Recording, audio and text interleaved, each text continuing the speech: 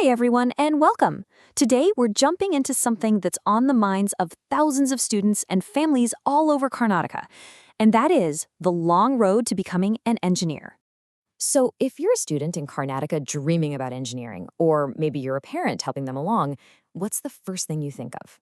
There's that one standard path, right? The one everybody seems to follow. Yeah, you know the drill. You finish 10th standard, then it's straight into 2 years of grinding it out in PUC, focusing on science. After that, you've got the huge hurdle of the CET entrance exam, and if you make it through all that, you finally get into the first year of engineering. It feels like this is just the way it's done. And yeah, that's what we'll call the standard path for this explainer. It's the road most traveled, the one that's been the go-to for decades. It's basically the default setting for anyone who wants to become an engineer. But here's the thing. Just because a path is popular, does that automatically make it the best or the smartest? Because when you look closer, this traditional route, well, it's got some pretty big problems baked right in. So, let's actually dig in and look at some of these cracks in the foundation. And the first big one? It's the incredible amount of pressure that gets piled on students right from the get-go. Think about it. The main gatekeeper is the CET exam.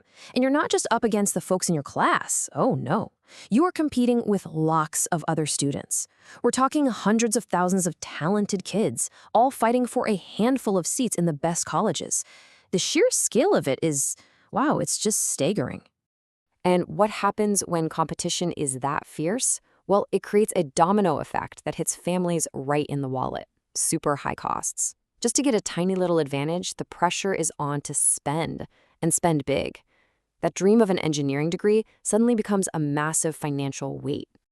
And the money just keeps flowing out, doesn't it? First, there are the expensive PUC colleges. Then, you've got the fees for special CET coaching centers. And often, you're also paying for private tuitions just to stay afloat. It's a huge financial hit before you've even set foot in an engineering college. Okay, but let's say you do it all. You spend all that money, you survive the pressure. What happens next? After 2 really tough years of physics, chemistry, and math in PUC, you get into engineering. And what are you studying in your first year? You guessed it, physics, chemistry, and math. It's the same stuff all over again. A lot of people feel like it's, well, completely unnecessary. So when you add it all up, the insane competition, the high costs, that repetitive first year, it really makes you ask, is this really the only way? Is there a better route? Well, what if I told you there is? Let's talk about something called the diploma route. You might not hear about it as much, but think of it as a really clever shortcut, a direct path that gets you right to the good stuff in an engineering education. So what exactly is it? Well, instead of heading to PUC after 10th grade, you'd enroll in a 3-year Polytechnic Diploma. And here's the key difference.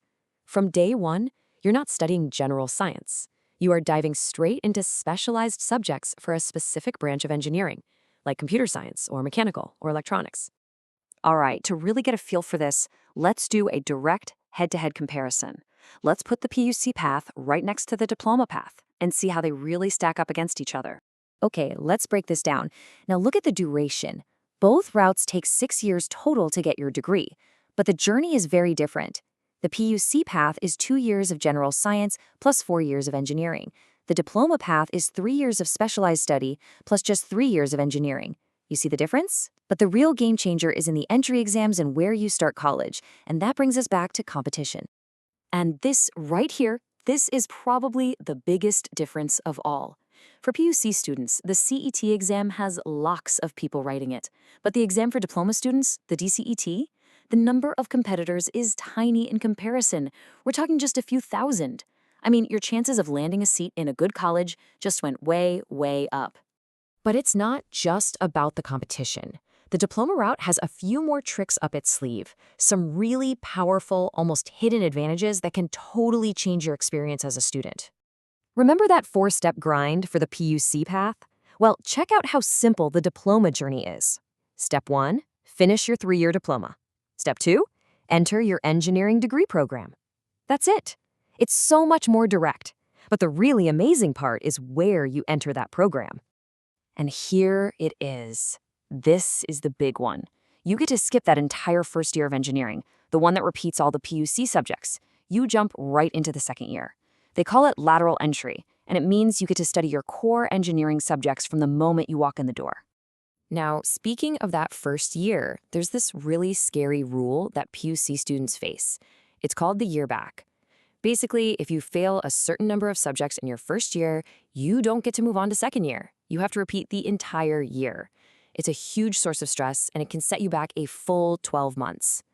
But guess what? Since diploma students come in through lateral entry straight into second year, that first year back rule, it just doesn't apply to them.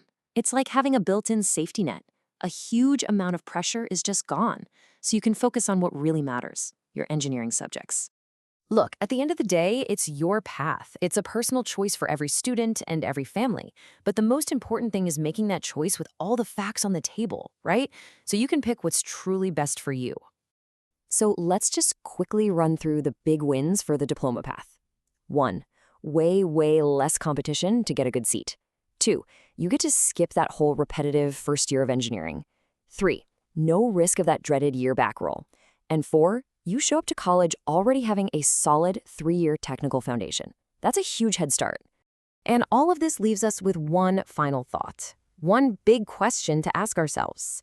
Whether it's in education or really anything in life, is the most common path always the best one? It's something to think about, for sure. Thanks for joining me.